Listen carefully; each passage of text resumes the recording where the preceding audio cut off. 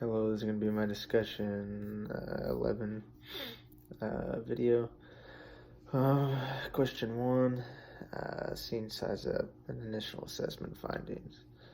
I would say that for scene size up, the dog could still be in the area along with, seems like he was in the open out in the road, in his front lawn.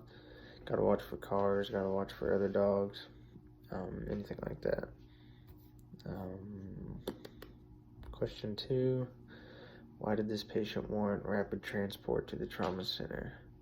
I'd say because since he was barely moving air, the mechanism of injury, the potential damage to his airway, but from the trauma to his neck, I think all that warrants taking him to a trauma center.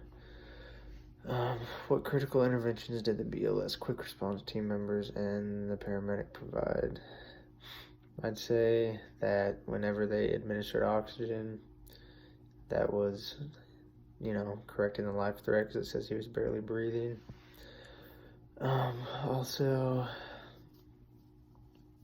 Since there was fluid and blood in his airway and they suction it, that allows the oxygen that they provided with the non-rebreather to actually get through.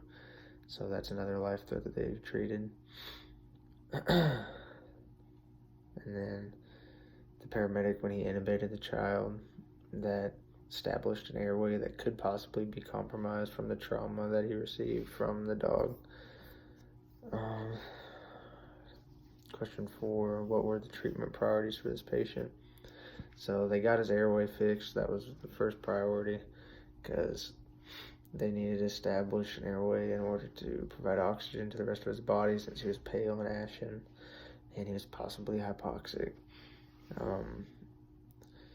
After that, they assessed the breathing and then circulation. They intubated him.